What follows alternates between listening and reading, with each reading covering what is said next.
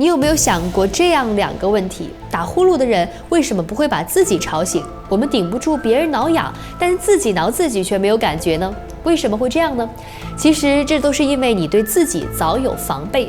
在我们的中枢向肌肉传递动作信号时，还会产生一份信号拷贝，有比较器将其与感觉系统的信号进行比较，如果一致呢，则抵消影响，造成对自己呼噜和挠痒免疫。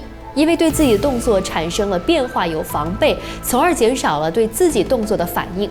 转眼球的时候也一样，视网膜上的成像其实也是反转的，但你不会感觉到世界是反转的，因为眼球的肌肉已经拷贝了一份，告诉你这是在转眼球。但让人细思极恐的是，我的意识之外竟然还有一个我，告诉我不用为此做出反应。那么到底哪个才是真的我呢？